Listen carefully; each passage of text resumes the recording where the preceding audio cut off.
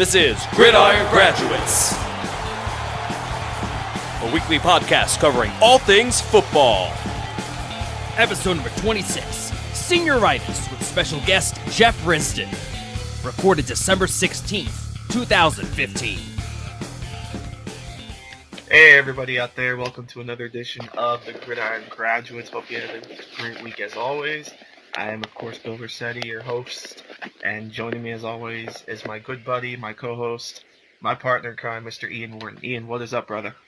Hey, what's going on, man? Hey. Really happy to be on again this week. We got a wonderful guest as our NFL teams are doing terrible this time of year, and so it's good to bring on a fellow suffering fan as well. Woo, we're all under 500. We sounded a little bit like Happy Days there for a second. Be like Fozzie, like, hey!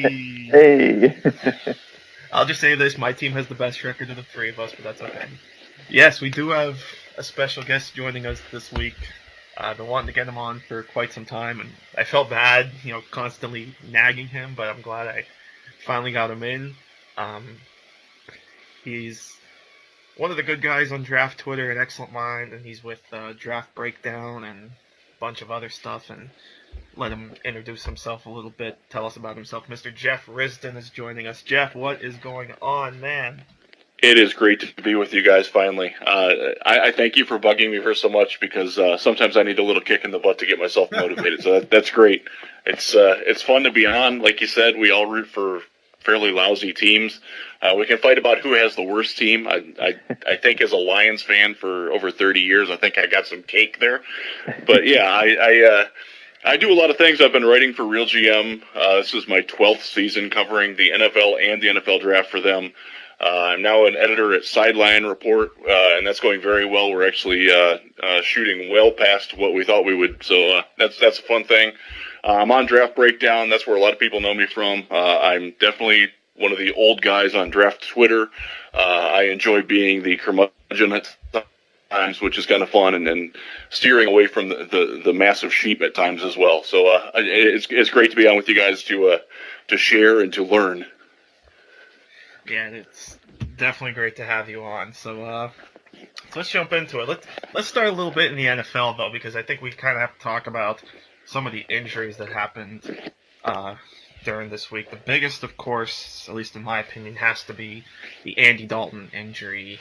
An injured thumb probably knocks him out for the rest of the regular season, and once we get to the playoffs, we'll see how long he misses there.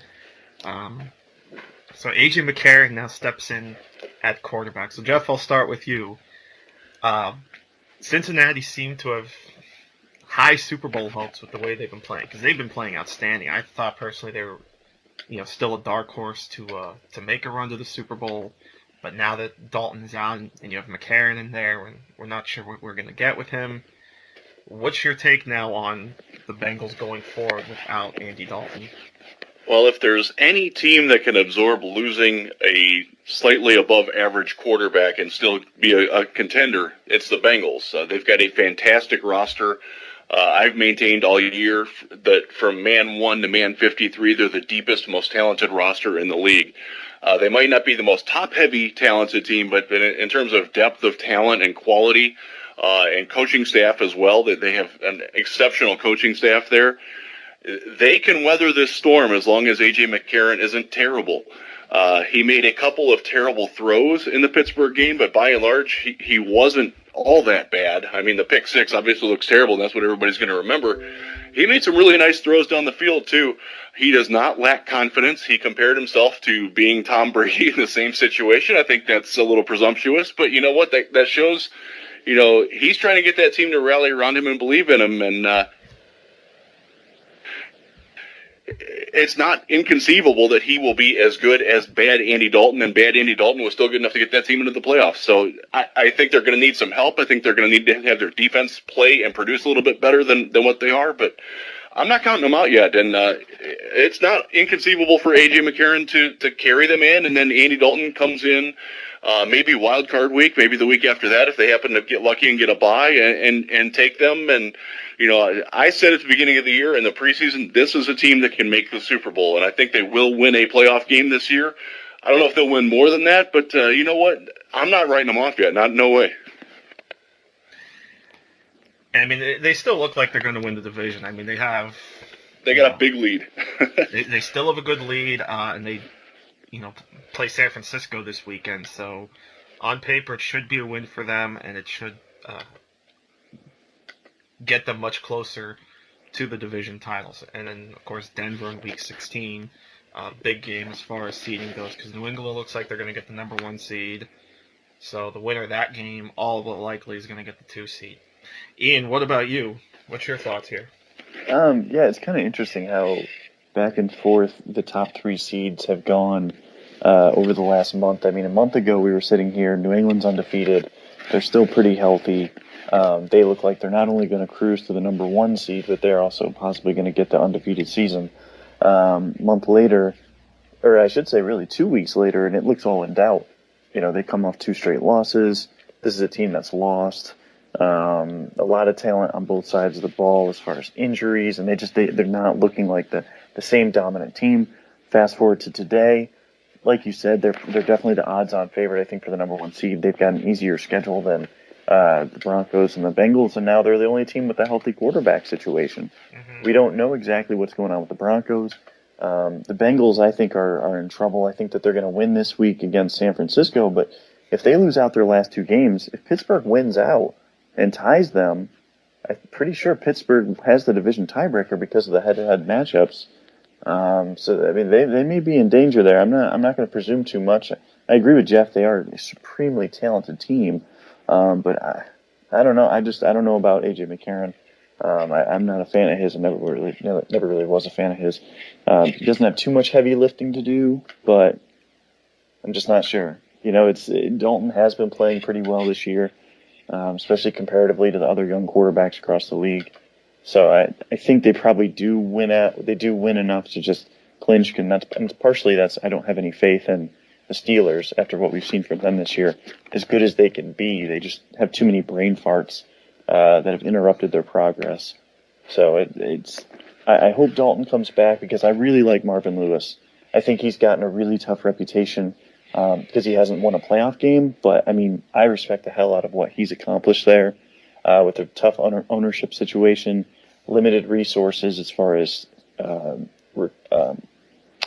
not necessarily staff, but his scouting. They don't really have like a full staff when you compare them to other franchises. So I really respect what they do. I love how they build their team, how they let guys go into free agency. They just build from within, constantly replenish from within and develop. I think that's the model franchise for anybody. And they're one of the few teams that have actually pulled it off. And I just hope that they're rewarded for that effort at some point. Yeah, so, like you said, hopefully Dalton comes back and we'll see if they can make a run.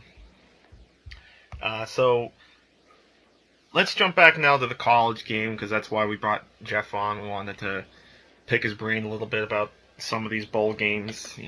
Obviously we talked about the bowls last week, but just kind of like from a games perspective this week, we're going to look at it more from a draft perspective, talking about some of your guys' favorite prospects from some of these games. So we'll start with some of the New Year's Six bowl games. We'll start with we'll look at the semifinals first. We'll start with Clemson, Oklahoma. Like we talked about last week, 2 great offenses. Deshaun Watson, who I personally think should have won the Heisman, but I mean, I understand them giving it to McCaffrey. And then Oklahoma with Blake Mayfield. We'll see how his help. So, Jeff, looking at this game from a draft perspective, who are some of the players you're most looking forward to watching here? Yeah, I'm looking on defense first at Clemson. Deshaun Watson's a great quarterback. He's not draft eligible yet. He's going to be a fun one next year for all of us to watch. Clemson's defense, they've got guys all over that defense that are going to make a dent in the NFL. You start with the superb defensive end, Shaq Lawson, one of the better pass rushers in this draft. He absolutely destroyed Ronnie Stanley, who's very highly regarded as a left tackle from Notre Dame. I don't happen to be that high on Mr. Stanley, but and part of the reason is because I watched what Lawson did to him. He's a speed to power guy who can also really bend. One of the big things that I look for in pass rushers is I like guys with loose ankles. It was something that I was taught a long time ago from a seasoned scout. He said, watch a guy when he turns the corner, how low his ankles get to the ground and how much they can bend. And his do it.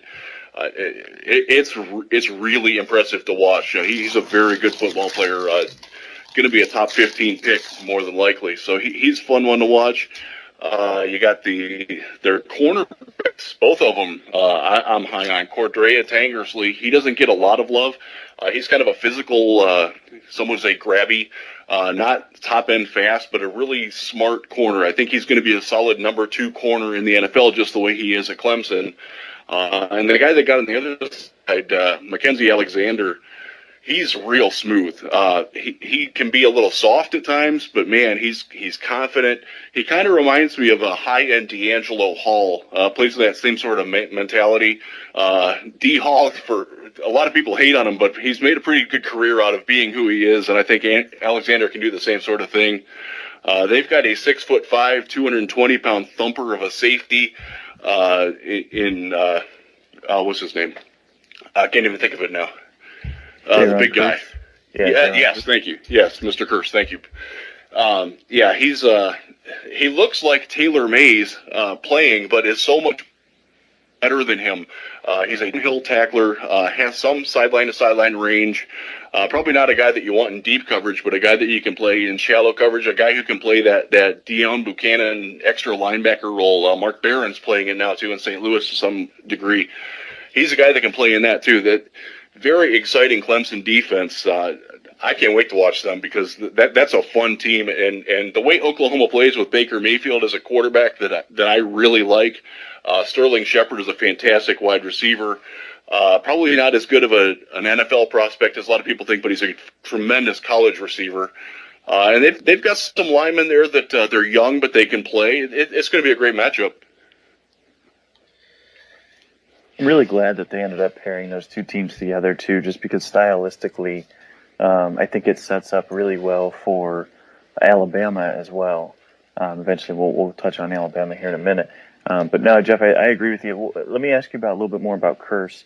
I saw a criticism of him in Bob McGinn's piece, and for those that don't know, Bob McGinn, every year he publishes a bunch of draft thoughts from the draft community, scouts, GMs, executives, and does a really nice job of encapsulating what will happen in the draft. And I think he'll do it again come springtime, closer to the draft, where he's making predictions. But generally, he gets a very good pulse of the scene. Now, he had mentioned with Kurse that a scout had cast doubt on him because of his frame, and said that because he's 6'5", he asked the question of how many successful safeties are 6'5" in the NFL. And it's kind of an interesting thing. I mean, I guess I never really thought of that with the size stigmatism toward safeties. What are your thoughts on that? Is that do you think that's a debilitating size at 6'5"? It very well could be. The tallest safety I can think of is Cooper Taylor of the Giants, who's 6'4", and he moves the same kind of way that Kurse does. There is some stiffness to him. I do worry about that as well, and that's why I do have some doubt about how great he can be. That's why I like him in that hybrid safety linebacker role, though. I think at 6'5", if you put him in that linebacker role where he's playing over the tight end and running with the tight end, or crashing the box as your basic de facto inside linebacker, I think that mitigates a lot of the worries that you have about that. And the more defensive coordinators are becoming more useful with that role and more creative. And so I think a good, creative defensive mind will do wonders with him. Now, if he goes to a vanilla system like a Lovie Smith or a Jim Schwartz, where they play just basic things at the back, he's going to be wasted and probably will be out of the league quickly or moving on quickly. And so, that's a worry. But I like to focus on what a guy can do at this point, even though if you follow me on Twitter, you'll know that I tend to point out things that they can't do quite a bit. he can be a very useful weapon, but he definitely needs to be used in the proper context. Otherwise, you're going to be looking at he's not going to be much better than Johnson Patamosi at safety if he's used wrong, and that's just not good. Oof. Or Shiloh Keogh is another one.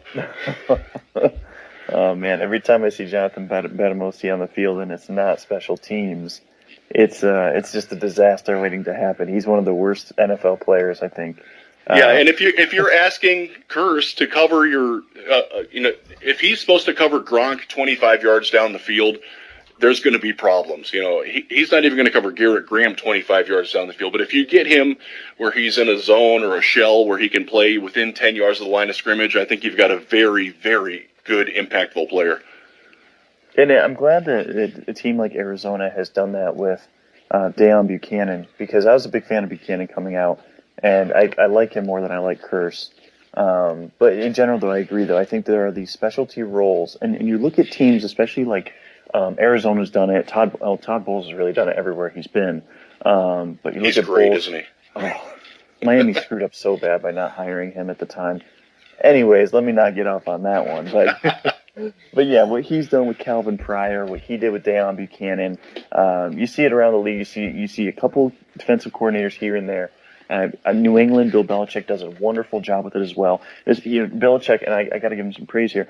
He'll take smart players, put them in a very specific role, and you see them play pretty well. And even though he misses on receivers and defensive backs more often than not, other places on the field, he's able to get guys.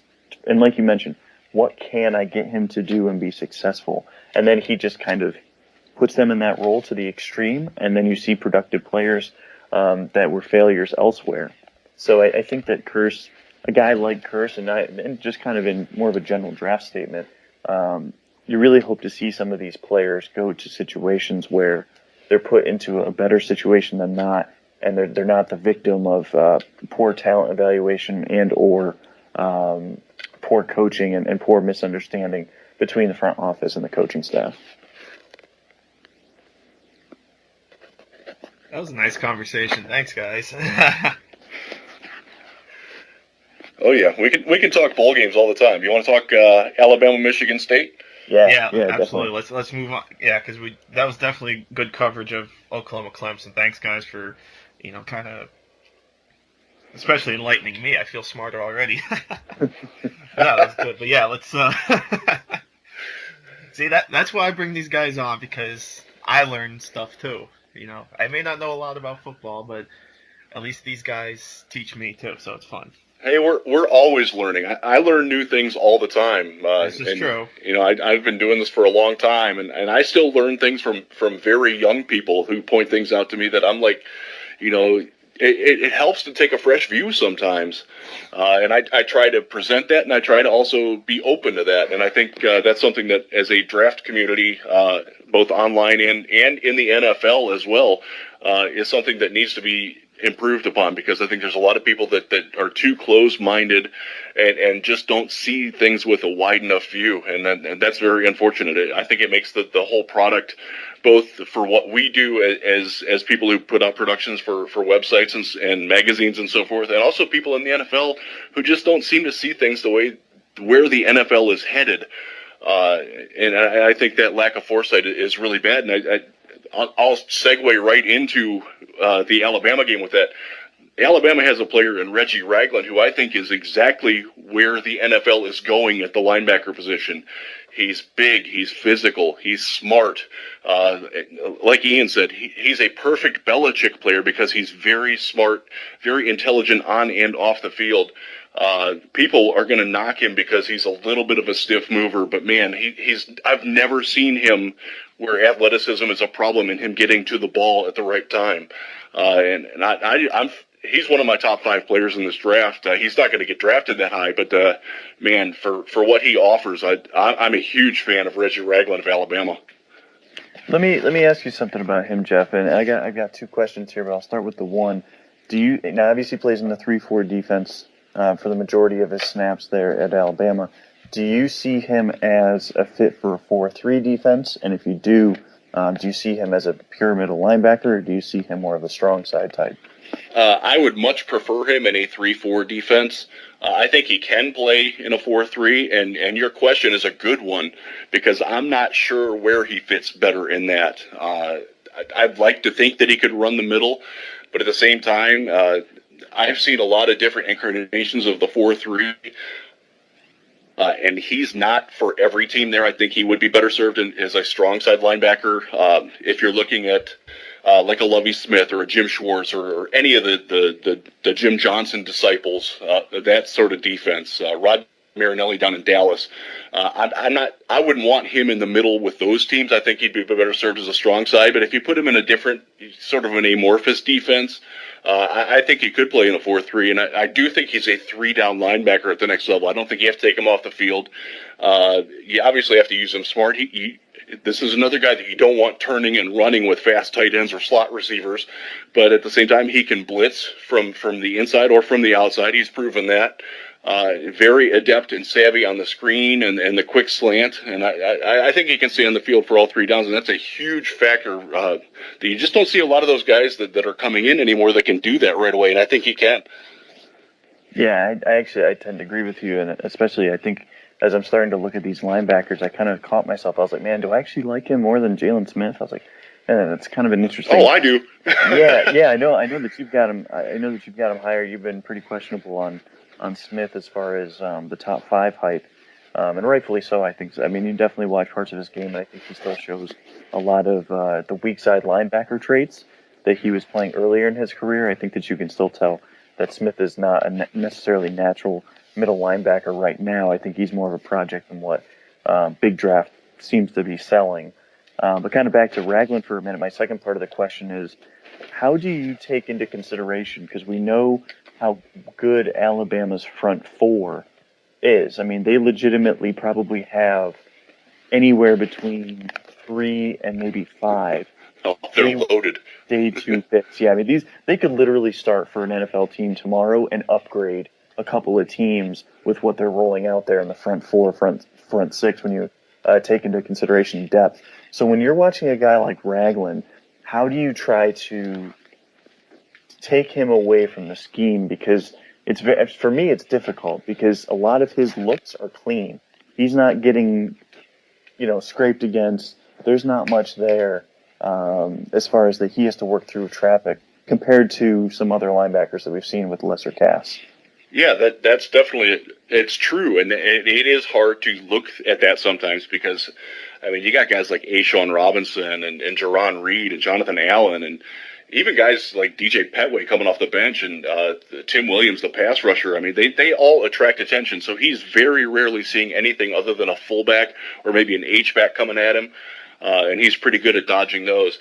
So what I'm looking for is the ancillary parts of his game. Can he get out and blow up a screen pass on his own? Can he read the draw play? Can he attack, different gaps other than just the A gap against the run?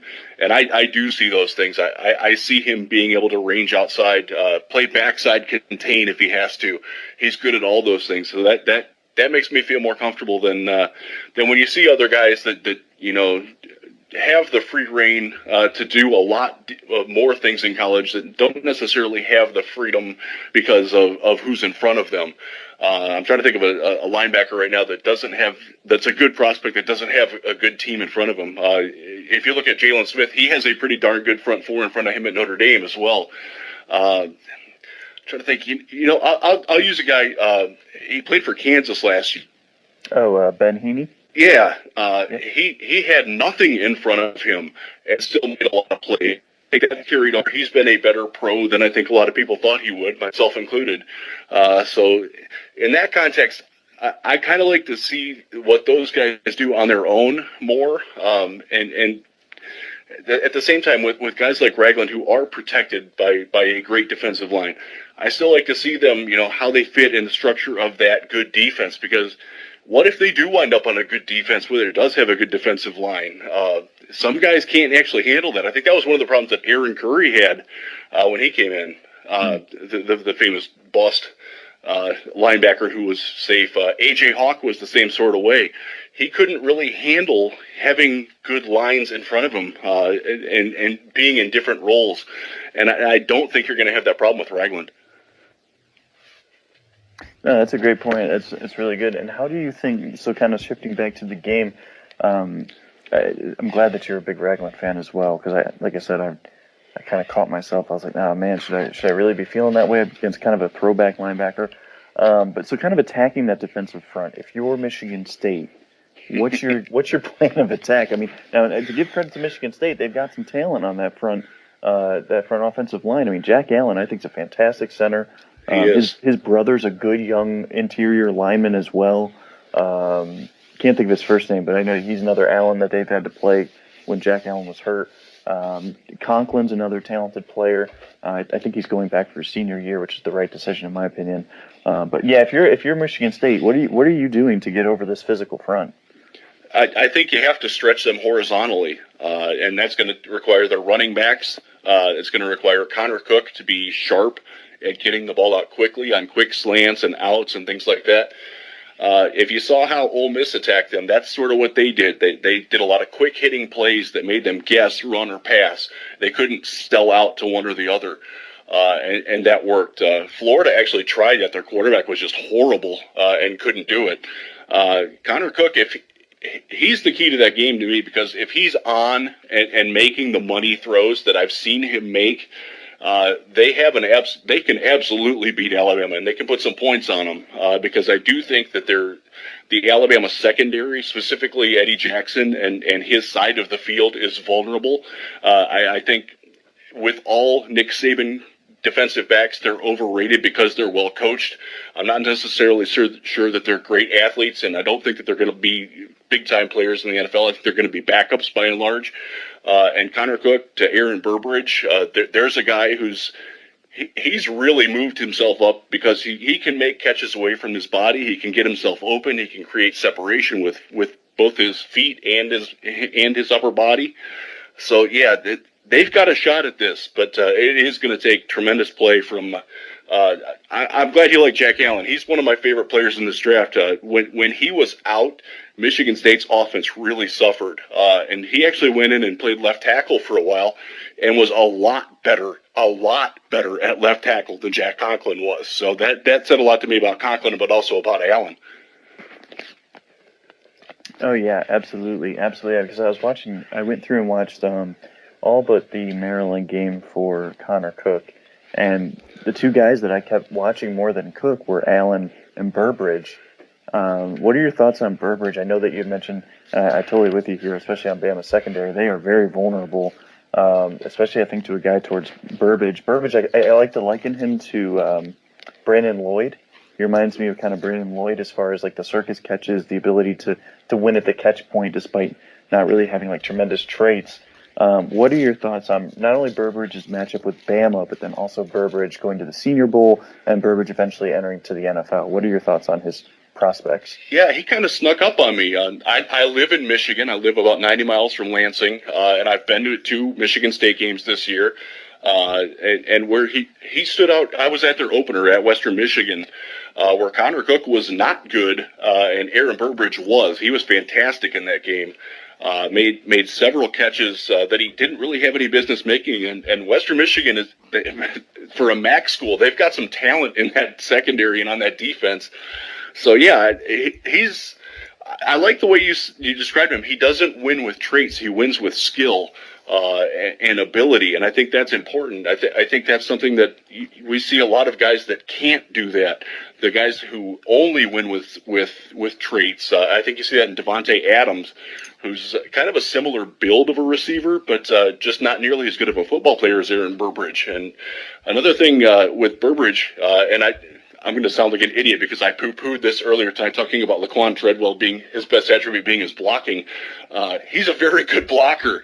And while that's a gravy trait for wide receivers, it's an important one too. And I know some scouting departments, and the Patriots being one of them, they look at that very highly. So he's going to elevate himself. I'm really looking forward to seeing him at the Senior Bowl. I think he's going to be a breakout player down there when he gets a more consistent quarterback throwing to him, because Connor Cook, as good as he can also be really, really off. I saw that for myself. Even in warm-ups at Western Michigan, he wasn't completing 50% of his passes in warm-ups. He can be wild. Now, when he's dialed in, he's very good. But my comp for him is sort of a middle-class man's Matthew Stafford. I think he has his upside as a quarterback is what Matthew Stafford is right now. And if you ask Lions fans like me, if you want that as a first-round pick, they'd probably say no. I think there's a lot of Lions fans who are ready to move on from that. And I do think that Cook is going to get taken a little too high for what he offers, because his downside is, man, his downside is not even being a backup in the NFL, because there are some issues with him off the field.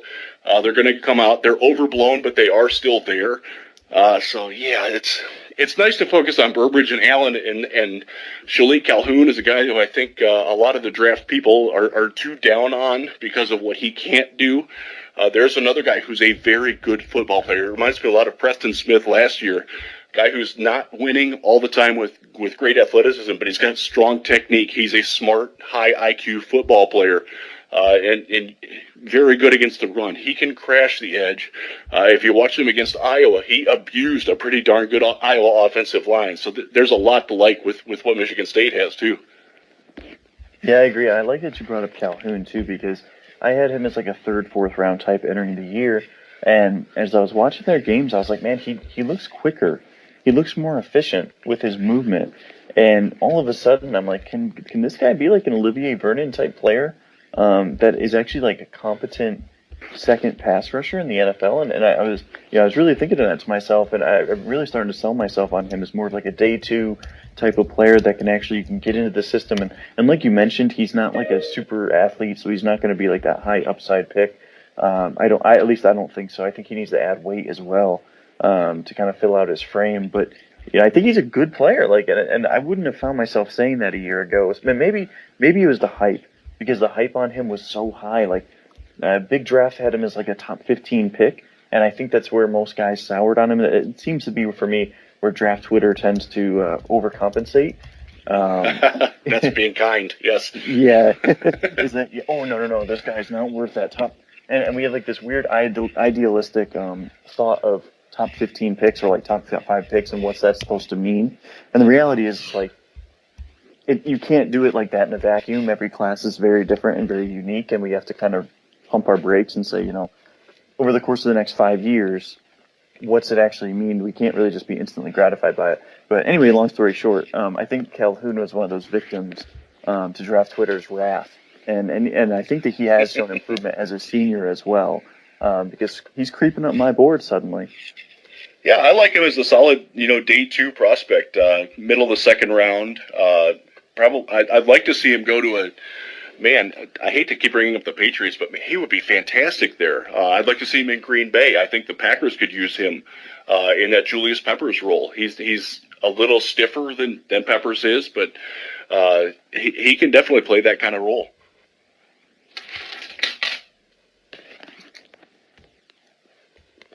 Wow, that was really enjoyable, I gotta say. That was a lot of good info. I didn't think talking about Sparty could. Oh man, you got a Michigan guy in here. I got to fire up about the Spartans, man. They're a local great white hope. Even though I'm a Buckeye at heart and an Ohio Bobcat at heart, maybe it's the color scheme, because they're both green and white. I find myself pulling for Sparty to beat their old nemesis in Nick Saban, who left there on not so very good terms, as he is wont to do. No, but thanks guys for kind of taking the reins a little bit there and just going back and forth on some of these guys. That was real cool. For sure. And speaking of Ohio, Jeff, you guys are playing Saturday. Yes, we are. Appalachian State. What do you got in this game, man? I haven't watched either of these teams all year long. I have not watched Appalachian State at all. I know that they have a couple of good players on their defense. I haven't seen them yet. My Bobcats, they're inconsistent. They played 4 different quarterbacks this year. Everybody knows Vic. He's not related to the Vic family from Virginia Tech. He's a Nebraska kid who came on it with Frank Solich, sort of a dual threat kind of guy. Same sort of style as the Vic, which is really ironic that they're not related. They don't really have much in the way of NFL prospects this year. Their best guy is Terrell Basham, a defensive end, late round, probably undrafted guy. He's been kind of miscast. As a freshman, he was fantastic, and this was a guy who was recruited by like Virginia Tech and Cincinnati, Louisville, and he chose to go to Ohio and was the MAC Defensive Freshman of the Year a few years back. Then they moved him inside to tackle, and he's been playing kind of a tackle end sort of hybrid role at about 260 pounds. It works in the MAC. It doesn't work when they're not in the MAC. I'm curious as to see what Appalachian State has on their offensive line and how it will work. When I was at Ohio from 1990 to 1996, we won 7 football games. So just getting to a bowl is a fantastic accomplishment for me. If we win, all the better, but I don't expect to win. That's a good point there. It's so weird. Like I don't understand how that happens when you've got like a stud defender, especially in college, and Rutgers. I'm gonna give them the middle finger here too. When you've got a stud like Kamiko Toure, and you're not using him every single play, it just grinds my gears. Like building around that player. I went to the Michigan Rutgers game this year, had my notepad ready. I wrote down every play he was in. I got to 4. Jeez, that's insane. Yeah, so let me ask you a question on this, Ian and Bill. How do you justify using a draft pick on a guy who wasn't good enough for whatever reason to play in college? He's clearly an athletic beast. He's going to test off the charts. It sounds like he's either coming out or not going back to Rutgers, one or the other. What do you do with a guy like that? Because personally, if you can't play in college, I don't think you can play in the pros. Now, there are some limited exceptions, but man, that just scares the hell out of me. Yeah, I mean, I don't know how you'd put more than like a compensatory pick into him, which is shocking. I mean, Justice Mosqueda was talking preseason, and he was like guaranteeing that he'd be like a top 5 pick if he was actually see the field. And obviously maybe that was a little, hyperbole, but like you legitimately watch him, and if you were to just isolate his snaps, like he is an extremely impressive player. Like he is what people wanted Deion Jordan to be, as far as like an athlete. So he's a freak. Like he's going to be one of those guys that like spark people love. And he flashes real football talent. It's just there's nothing really there to suggest that he can do it over the long haul. I don't know, man. Like he's to me that type of player that you're going to take, like I said, end of round 3, and it's going to be a really good team like Cincinnati or someone. They're going to take a flyer on him, and then in 2 years from now, they're going to start using him in sub packages, and he's just going to be like a monster. He's going to get like 10 sacks in sub packages only. And people are going to be, oh, where'd this guy come from?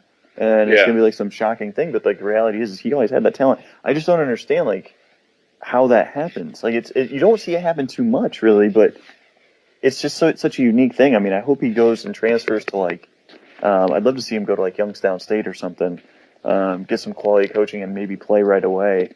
I'm not sure as far as like his transfer status, but I'm with you. He needs to get out of Rutgers one way or the other. Yeah, and I'll just say, I haven't really got to see much of the kid, so I can't. Oh, there's not much. Yeah, there's not much to see of him. Yeah, I guess so. The way you guys are talking, but I mean, yeah, I'll agree with Jeff. Like, if you're not playing much in college, it's going to be hard to play in the NFL. I guess just because there's just so limited film to go off of, teams are going to have a difficult time kind of figuring out what they can do with this kid. I mean, like I said, I don't know much about him, so I don't know exactly. The way you guys are talking sounds like he's a very athletic kid. So if I get a chance, I'll have to come around to him. I don't know. But if he's your best player and you're only playing him a couple snaps, then that's an indictment on the coaching staff, isn't it? Like. Oh, yeah, well, they got fired, so maybe there is something to that. So. Okay, yeah. so. Oh yeah, that's right. Because we just had that story that Rutgers hired a guy. Hired Ohio State's defensive coordinator. And Ohio State's new defensive coordinator is Rutgers' former coach. Oh, don't remind me. Oh. I think that'll be interesting. I'm not a Luke Fickell fan, so I think that's going to be. I don't know though. He's an awfully fiery guy to have on Urban Meyer's staff, so that'll be kind of interesting. Because Ash, yeah, that's right. Ash went to Rutgers, so yeah, it should be a fun time. Bunch of DCs in the Big Ten switching spots with Durkin going to Maryland as well. I know they're pretty excited about Durkin. Yeah, Urban Meyer and Greg Schiano. That should be quite the pairing. I can't imagine Schiano will be there too long. I think that'll be like a 1-year thing. Yeah, then he'll find something else. But speaking of Saturday, I know we did touch on games. What games are you watching this Saturday, Jeff? I know that we talked about Ohio, Appalachian State, Louisiana Tech, Jeff Driscoll, Big Draft Twitter's new love. It seems like their draft Twitter is looking at the wrong people at Louisiana Tech. They need to look at the secondary and they need to look at Vernon Butler in the middle of that defense. That guy's good. He is Nick Fairley without the attitude problems. I think he can be that good. He's not as quick, but Fairley for as naturally athletic gifted as he was only showed that quickness about 30% of the time. You get the full Monty with Butler. This is a guy. He's going to the Senior Bowl and he's going to rock the Senior Bowl. You can put me down for that. Vault me hashtag and move himself up into no worse than the top 50. And there will be some people coming out of there who say that he's going to go in the first round. Driscoll, man. I hated him at Florida. I mean, this is the poster child for he's a prominent recruit and he can't play. Well, he went to Louisiana Tech and got into a fairly conducive, pretty easy offense, and he can play. So I wouldn't draft him, but I've seen enough to like that. You get this guy into your camp and keep him. You keep him on your practice squad or keep him as your third quarterback and see what you've got another couple of years with positive coaching. I mean, he showed tremendous leadership and maturity in doing what he did and quickly taking over a talented team. And they've got several NFL players there for the Bulldogs that are going to show out. Darius Barnes in the secondary is another guy. Yeah, that's a fun team to watch, man. If you only can watch one game on Saturday, watch Louisiana Tech. Yeah, I'm with you. That's going to be the game I'm really going to be focused in on. Well, I haven't seen Louisiana Tech all year, and I really like Kenneth Dixon, their running back. Kind of likened him. I was talking to Bill before the show, and I had mentioned the name Jonathan Franklin from UCLA. Kind of reminds me of him, where he's not like super athletic. He's not like a crazy talented kid as far as like he's not going to be like an elite running back. But I think he's a functional player. I think he's a good player in the NFL that just kind of sticks around for a good while. And I'm really excited to see that defense. I haven't seen any of them at all. So I've been hearing about the nose tackle for a while now. So that'll be a good one. What other bowl games are you watching for this bowl season? I know there's like 500 million of them, but yeah. Do you have 2 or 3 of them that you're really focusing in on besides the New Year's 6? Yeah. Well, I because I live fairly close to Kalamazoo, I'm going to watch Western Michigan against Middle Tennessee in the Bahamas Bowl. And I know that that's a crap game that nobody really cares about. But Western Michigan has got some guys that are going to play in the NFL. 2 wide receivers who are NFL guys. Daniel Braverman is Julian Edelman 2.0. There's no other way to describe him. He's probably not coming out this year. He's 5'9", $180 soaking wet, but you cannot lay a finger on this guy in the open field. He's incredible. Catches everything thrown near him. Corey Davis is a wide receiver. He might come out this year. I actually talked to their head coach last week doing a radio interview with him, and he indicated pretty strongly that Corey was coming back, but that could just be coach speak preparing for the bowl. He's not it's hard to put a finger on him because he's another guy. He doesn't necessarily win with athletic traits. He wins with skill and precision and being in the right place at the right time in the offense and executing properly, which leads me, he's a number 3 receiver in the NFL, but can be a good one. They've got an offensive tackle, Willie Beavers. He holds a lot, but I liken him to Brian Bulaga in that regard. He holds 50 times a game, but if he only gets called 3 times for it, that's a win.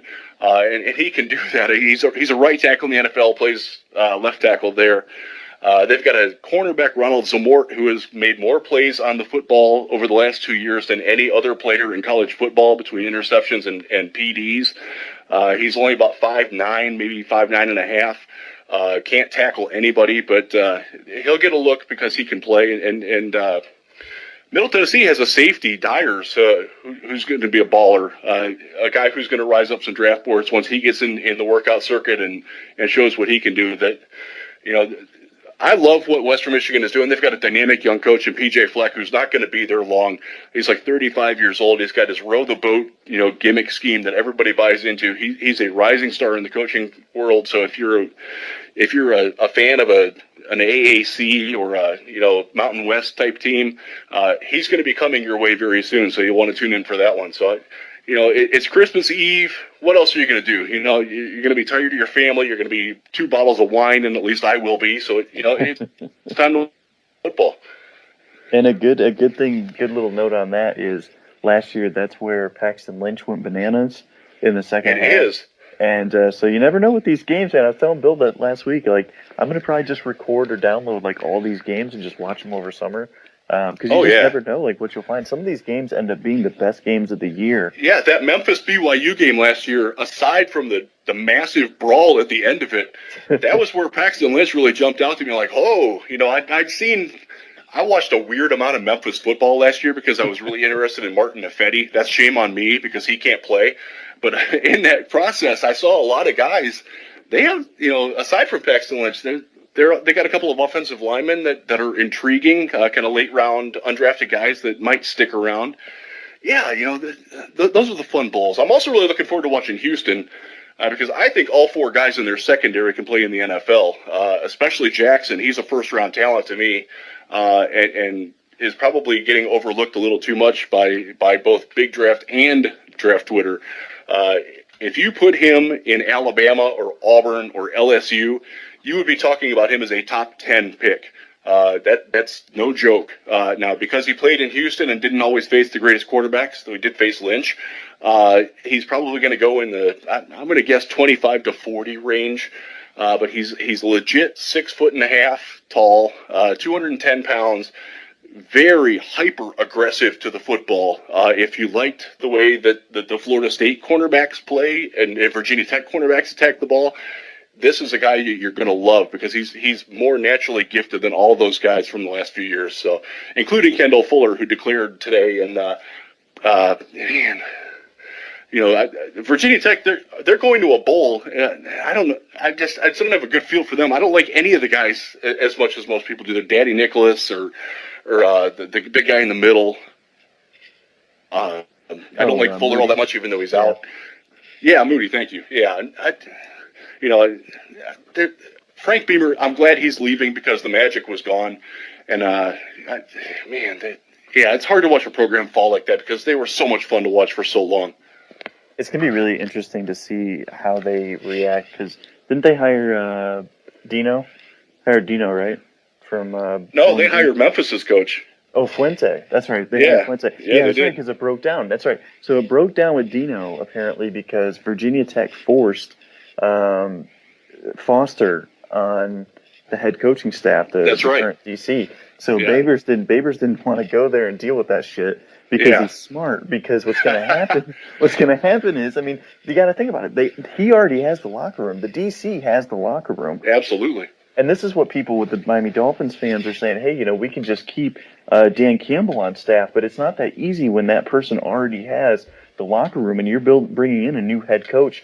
What happens when something goes wrong? Are the players going to take, Fuentes' spot? Or are they going to take the defensive coordinator's role? Which side are they going to take when stuff hits the fan? Because it will hit the fan. It's just a matter of time. you've got to have everyone on the same page there, and hopefully for Virginia Tech it is, because what Beamer built there is really respectable. But I agree with you.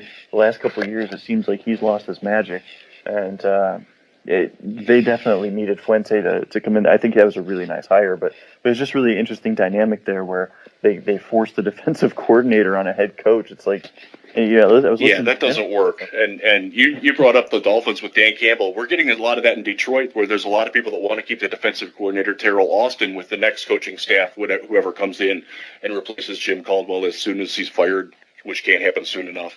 And I'm with you on that. I don't want that. I want a clean house, because you don't want to have those divided loyalties. That only breeds trouble. Absolutely. And I think that's kind of a shame in your guys' case. I like Austin, but it's just one of those things where it's like you either hire him to head coach or you got to get rid of him. Yeah. He'll be a good defensive coordinator somewhere else next year. Because he is a very talented guy, but he just can't stay in Detroit. It's just unfortunate. Yep. One other game I did want to bring up, I'm really looking forward to watching Mississippi, and they're playing Oklahoma State. Oklahoma State had a guy, Jimmy Bean, a defensive end who I really, really liked, one of the most improved college players this past year. Unfortunately, he tore his ACL, and now everybody's all agog over Emmanuel Ogbah on the other side. Well, for my money, Jimmy Bean is going to be the better NFL player because he's a significantly better athlete. And so I'm hoping that we'll see Ogbah against Laramie Tunsil is a heavyweight brawl to me. And I happen to think that Tunsil's going to kick his butt and show everybody the limitations in Ogbah. Tunsil's my number one overall player. For me, he is the best offensive line prospect I've seen since Joe Thomas, who happens to be the highest graded player I've ever evaluated. So I'm super excited about him. I'm intrigued by Laquan Treadwell against Peterson, the cornerback, he's going to give up some size, but certainly doesn't give up spunk. So there's so many good matchups in that one too. There's a chance that Mississippi's quarterback, Chad Kelly's going to come out. I hope he doesn't, but if he does, this is a showcase game against a team that gave up a whole lot of passing yards. So that's going to be a fun one too. And that one I believe is on New Year's Eve or that's a New Year's Day game. So, oh man, I'll be 4 sausages and several cookies and a few beers in them before that. We'll get to that one. So that one might have to go in the DVR. No, I'm glad you pointed that one out. I think that's a great matchup as well. And by the way, the Chad Kelly, I can't remember who tweeted it, but it was like one of those big draft people, or no, it was big media. It was like Ian Rappaport or someone like that had tweeted it. He had like casually slipped in Kelly's name, and a friend of the show and well, really all of our friends on Twitter, Justin Higdon was like, "Which Kelly are you talking about?" I thought that's brilliant. I was like, "You got to be kidding me! Chad Kelly's going to come out like." He's had some good games this year, but my goodness, with his off-field issues, oh my gosh, I just can't imagine him getting drafted. We're also going to see, does Robert Nkemdiche play? Does he have cuts on his back? Is he going to pass a drug test? Is he going to pass probation tests? How do you jump out of a 4th floor window? I just don't get that. There's so many questions there. This is going to be a fun one to talk about as the draft process goes on, because nobody really knows what the hell to think of this guy right now. Yeah, it almost feels almost like last year. Almost feels like a Randy Gregory situation, where I think as we get closer to the draft, no one's going to have any idea where he's going to be going come draft weekend. I think he could go anywhere from first round to maybe even day 2 to maybe even later, just depending on how this story develops. Yeah, you're looking at a guy that only had 3 sacks for all of how awesome of an athlete he is and how versatile he is. Yeah, he doesn't finish plays. He never has finished plays, and that's something that's very important to me. Not to go on a diatribe against the whole disruption is production thing, but I've charted several NFL quarterbacks who throw a lot more touchdowns outside the pocket when they're rushed, 2 of them being Andrew Luck and Russell Wilson, who are much better when they're pressured in terms of throwing touchdowns than they are in the pocket. That whole disruption versus production thing, you have to finish some of those disruptions, otherwise you're hurting your defense as a whole. Absolutely, and it's important too in the NFL. And it's a good. I really like that you brought that up. Some offenses will build their scheme around that. You look at Seattle; people take dumps on their offensive line, but what they don't understand is they know that Wilson is so good at creating and buying time and finding the open man and hitting them in stride throughout the chaos. They allow it to happen. They encourage. They want you to come at Wilson because he's so good at it, and so. And I'm with you, and I think that there's a place for disruption. I think that it is important. Like, you would rather generally have disruption than not, but disruption just for the sake of disruption means nothing. You've got to have some sort of ability to eventually finish those plays at a fairly decent rate, or like you said, otherwise all you're doing is just giving the offense more time.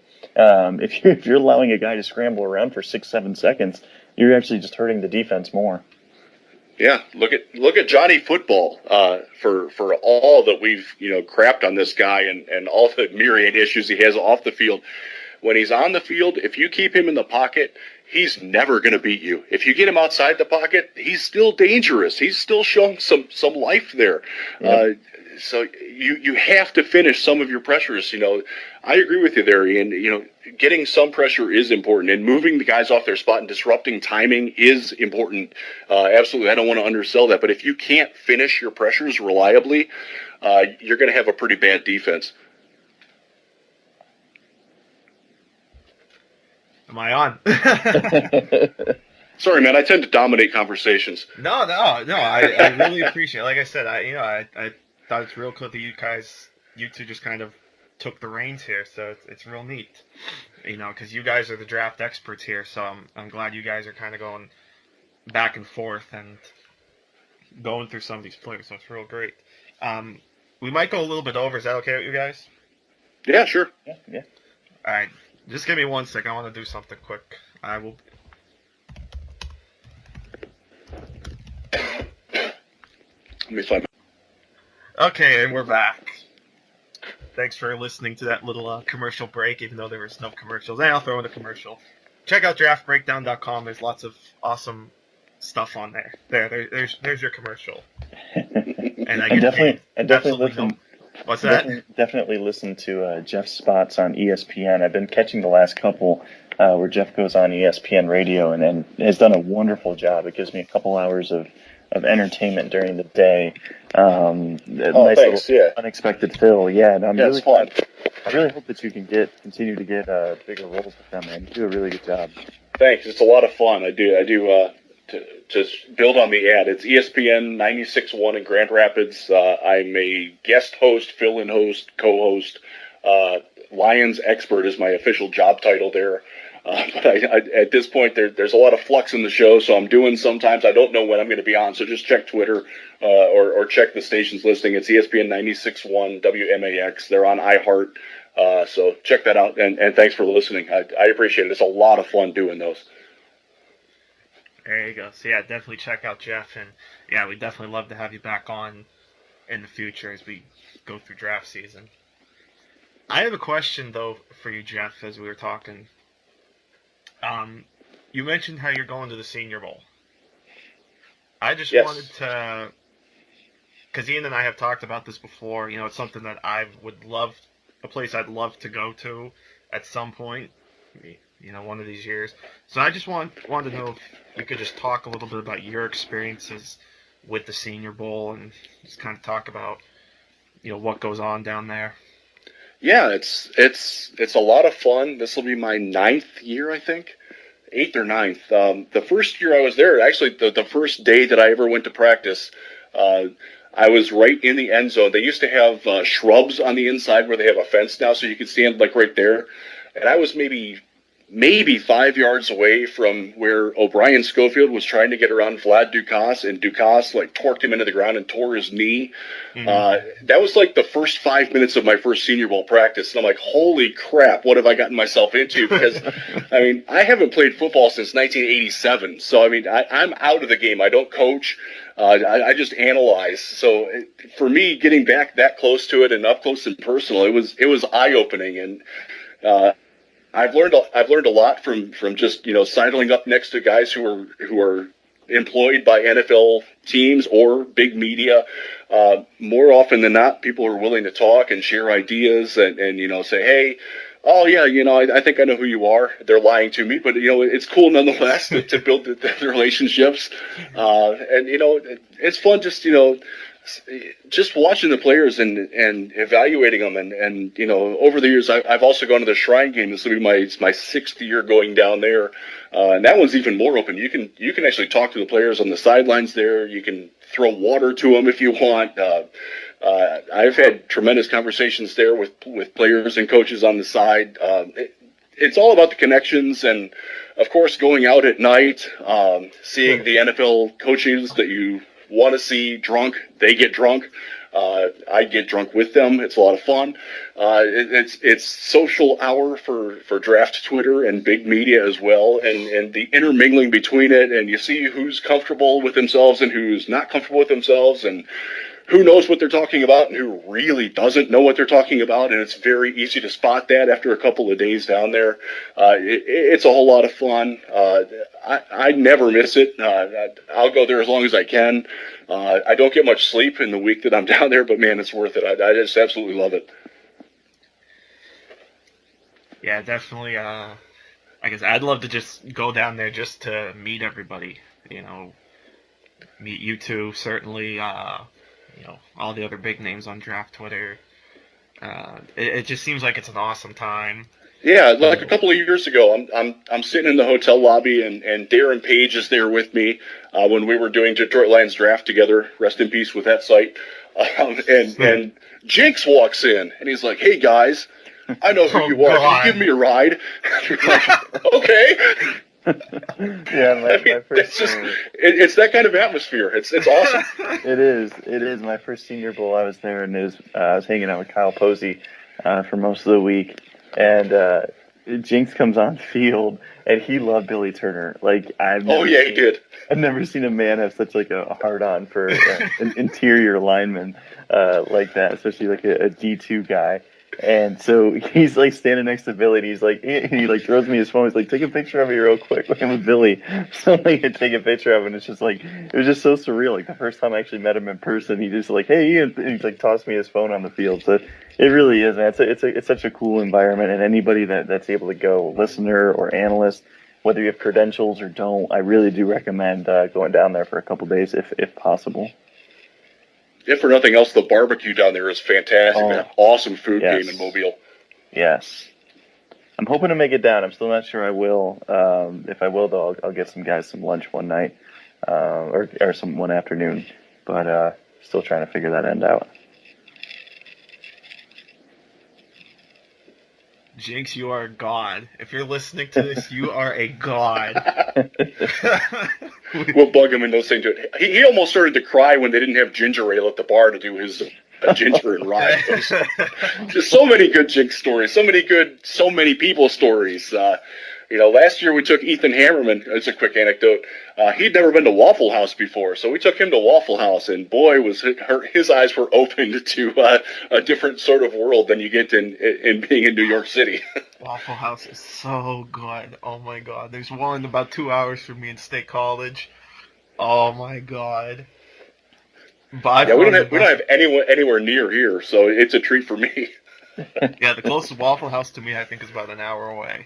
So it is. It's well worth it. Cheap, good food. That's for sure. Oh, best waffles ever. I don't care what anyone says. Best. Their waffles are so good. Oh my gosh. Yeah, there's. Oh man, we gotta hit the lottery so we can get down there this year. or hit DraftKings up or something. Like, yo. Yeah, if DraftKings wants to sponsor us, DraftKings will sponsor you out the wazoo for the rest of our lives. If you send us down to Mobile, Alabama, we'll do whatever you want. We'll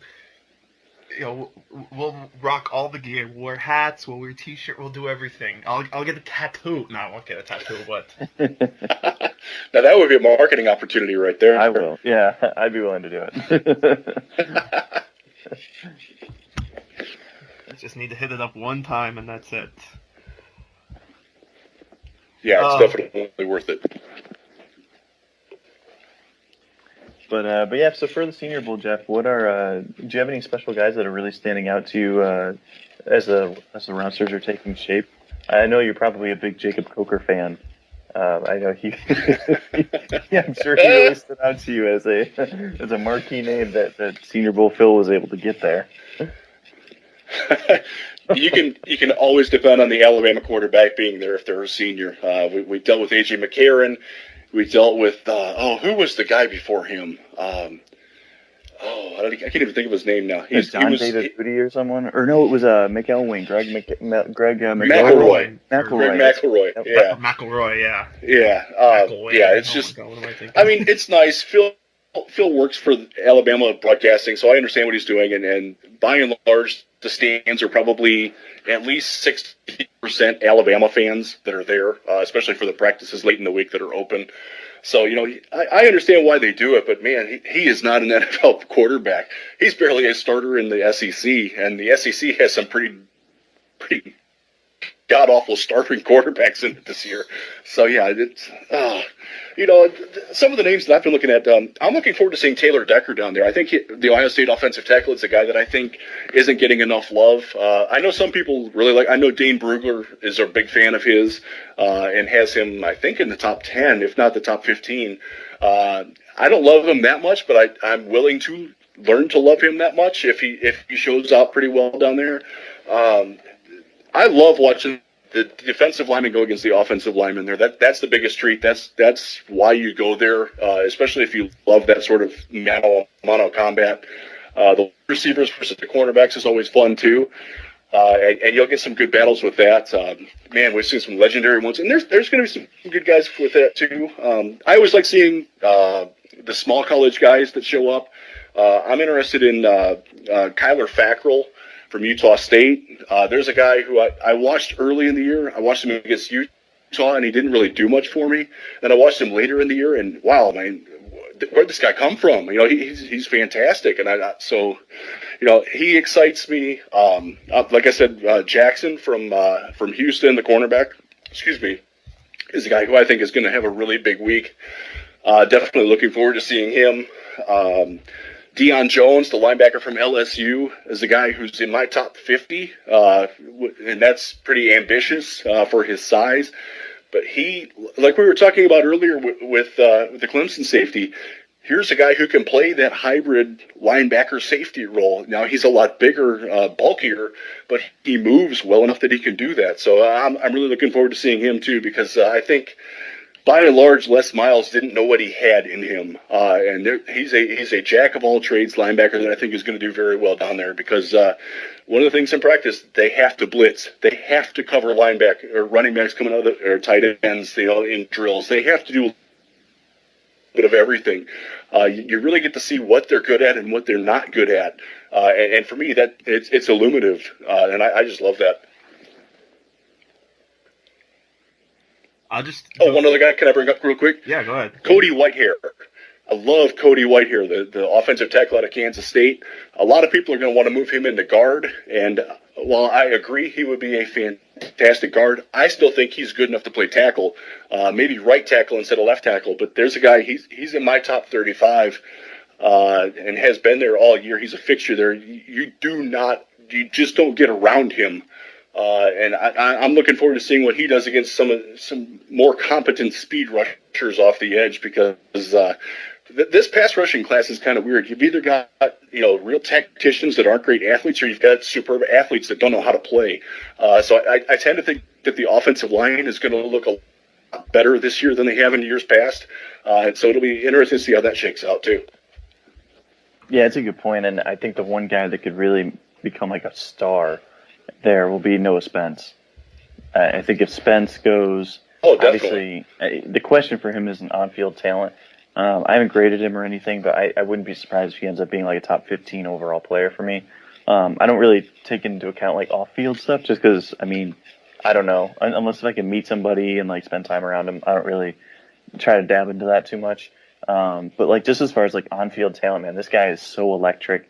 And I think that he's a guy, last year we saw the 3-4 outside linebackers really struggle in dropping back into coverage at the Senior Yes, Bowl. they did. And, like, Lorenzo Maldini really comes to mind there. Like, he was just dreadful Oh, man. when he Yeah. tried to drop back. And I think that Spence is one of those rare guys that it might actually look good at it. And although that's not going to be something that teams really ask of him to do, it's just going to make him even more valuable to teams that maybe want to use him in a multi-front defense. And the battles between he and definitely. Taylor Decker are going to be a lot of fun, I think, because he and Decker, I think, match up really well. Yeah, I'm trying to see any pass rushers that really excite me. I mean, Jason Faneca, he's a power guy. I don't think he's gonna do very well down there. Matt Ioannidis out of Rutgers, sort of a pedestrian defensive lineman. I really do think you're going to see the offensive linemen shine, and it's good because look around the NFL right now. Name a team that doesn't need at least 2 new offensive line starters, and you're probably not going to count past one hand. It's bad.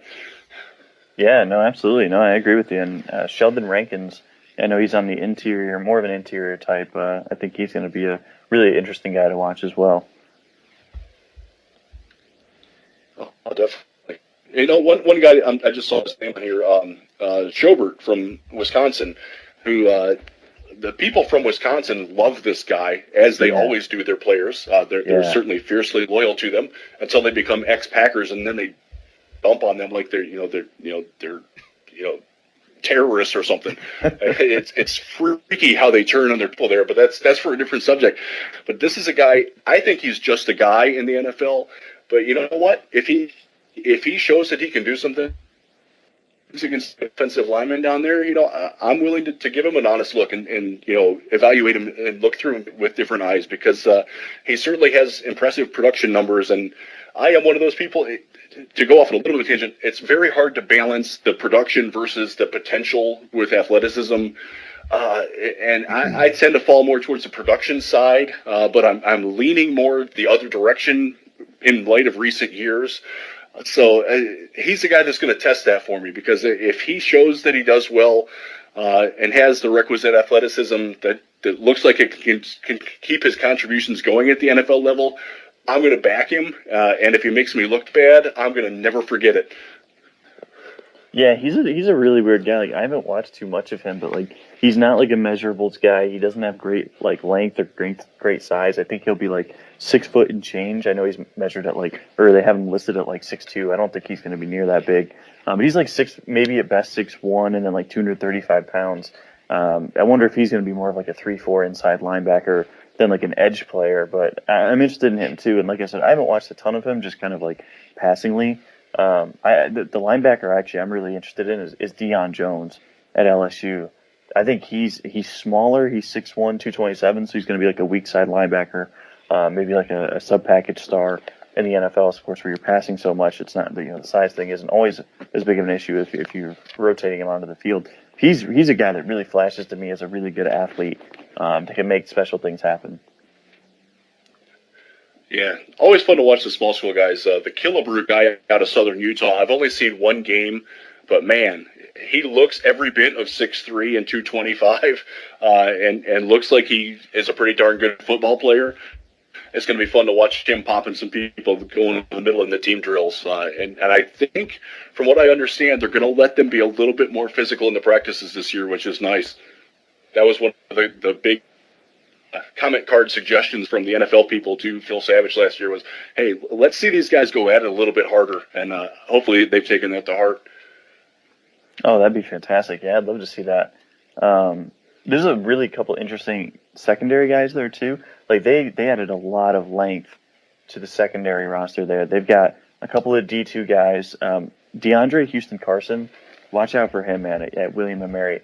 Podcast buddy on Miami Pod, Oscar Hazel was telling me about him, so I downloaded their playoff game and I was watching it the other night. He is really good. Like, he's 6'2", measured at 6'2", 195. William & Mary, like I said, he's a guy that like he's going to be a dude probably like late day 2, maybe like early day 3, and he's going to stick around the NFL for a while. He's got a lot of versatility. Played cornerback, played safety. So I think he's a guy that's going to open some eyes there. But in general, though, they've got a lot of length. Smallest guy is Tavon Young that's from Temple, so he's going to be he's a fun, feisty kid. But looking at lengthwise, Harlan Miller 6'1", William Jackson, as you mentioned, I like him a lot. I actually think he's like a better version of Trey Waynes from last year. You're going to get him at a nice discount compared to where Waynes went last year. 6'1". DeAndre Hall, 6'2", from Northern Iowa. Sean Davis, 6'1", from Maryland. Maurice Canaday. It's kind of an interesting, probably like late day 2, maybe day 3 type. Yeah, I'm a big Canaday fan. Yeah. He took an undue amount of grief early in the year because Josh Rosen and UCLA lit them up. I charted him in that game.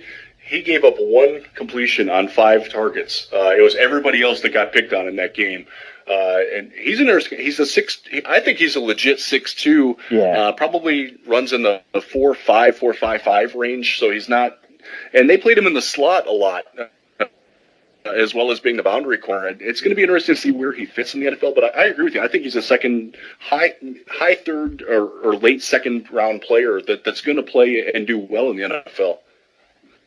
Yeah, no, I agree with you. I like him a lot. I feel like no one really talks about him. Yeah, they got a safety coming for next year that's going to be, people are going to love Blanding. yeah, dude, he is all over the place. He's a lot of fun. Totally with you there. I just want to jump in quick. There was a name I wanted to throw out that, he's not a big name, but I'd like to kind of see him get a chance in the Senior Bowl. And that's not only because this school's like pretty close to me, and that's Matt Soltis of East Stroudsburg. I probably not many people have really seen much of him. I didn't get a chance to really see him, but just because it's East Stroudsburg, I think it'd be really cool to see him down there. So Senior Bowl, if you're listening, get Matt Soltis down to Mobile. I'm not familiar with him. What does he play? He's their quarterback. Okay. He's a quarterback from East Stroudsburg. Yeah, that athletic conference in Pennsylvania, man, that's a fun conference. We get a lot of those guys down at the Shrine Game just about every year. I'm not sure if he's going to be there this year, but you're probably better chance getting him there because they tend to take some of those guys there. I know we had a couple of guys from Bellhaven, and we've seen, Clarion, all those little Pennsylvania schools, Slippery Rock. We had Brandon Fusco. He actually made the Senior Bowl. All those schools, I don't know where they are. I think they're all in the exact same spot in Pennsylvania because I just don't know Pennsylvania geography very well. But it seems like they're all the exact same type of players, that blue-collar mentality, sort of, not really Pittsburgh, but not really Philly, that kind of in the middle range that they just breed football players. Now, I happen to be from Northeast Ohio, and we have our own style of football there, and Pennsylvania, Western Pennsylvania and Central Pennsylvania has that too. It's a treat for me. So I'm intrigued, Bill. I'm going to have to watch this kid. I think Emery Hunt has kind of talked about him a little bit. I think he's a bit of a fan of him. Like I said, East Stroudsburg's only like an hour from me, and I used to play high school here in Northeast PA, and we went down to play one of the high schools in East Stroudsburg, so it's pretty close. So just kind of seeing that name there, just because he was on the watch list, so. Yeah, it's always fun to see those guys. Like, I live real close to Grand Valley State here in West Michigan, and we've got a guy, Matt Judon, who's going to the Shrine Game. And if he does well, he's a guy that could get called up to the Senior Bowl. He's a legit D1 player who wound up at a D2 school because he just matured late physically. He's 6'5", 260 pounds, and has a documented 4.62 40 as a defensive end outside linebacker. So it's always fun to see those guys when they come. And, Shrine Game, you always get 2 Canadian guys who nobody's ever seen before. The legend of Laurent Duvernay-Tardif came from there. So, yeah. Very good. Yeah, he was very good. I remember Russ Land was down there. He was working with the Alouettes at the time and was like, nobody watch this guy. Nobody. We want him. Don't talk him up. But he was too good to stay in the CFL, and now he's doing pretty well for the Chiefs. Yeah. Oh, man. This has been a fun conversation. We could definitely go all night here. I haven't even had a beer yet. That's when it's going to get real good. I'm only sitting here drinking a Pepsi, but yeah, if we pop open a Miller Lite or something, then we can really get going. So we'll have to do that for another time. What was that? We'll have to do that at another time. I'm getting the eyes from the wife like, aren't you done yet? So it's probably time for me to be done. All right. Well, in that case. All right. So, any final words then from you guys? I just want to thank Jeff for coming on, and this is the best time of the year. It's a bittersweet time of the year, really. It's the best and the worst time, as it's the annual Miami Dolphins are eliminated from the playoffs. But so that means it's draft time, which I love draft time, but then it's also sad because we will soon be done with college football for the year. So definitely looking to enjoy the last few weeks that I've got here of football. Yeah, I'm the same way, and in the same boat with the Detroit Lions. This was the most depressing Lions year ever because, like a lot of us, I thought this team was going to win a playoff game this year. I thought they were going to go 10-6, break the play monkey off their back, and man, it just hasn't happened, and now we're going to clean house. I have to write articles about new general manager candidates, new coaching candidates. Do we trade Matthew Stafford? Do we trade Calvin Johnson? So the draft for me is a happy respite. So anytime anybody wants to talk draft, hit me up because it will pull me out of a dark place. Yeah, Jeff, I want to thank you so much for stopping by the show this week, man. We really do appreciate it. I'm sorry to hold you back for so long, but it was a lot of fun having you on, man. Yeah, thanks for having me. It was a great time. Anytime you guys want me on, just let me know. Thanks. Absolutely, Jeff. And yeah, as Ian said, it's sad we're getting to the end, but that's how it goes sometimes, I guess. But yeah, so follow Jeff at Jeff Risdon. Ian, of course, is at NFL Film Study, and if you want to follow me, go ahead. If you want, it's up to you. At Bill_Rossetti. So for Jeff, for Ian, I am Bill Rossetti. Thanks so much for listening to another edition of the Grid Grads, and we'll see you next time right here on GG. Take care, everybody.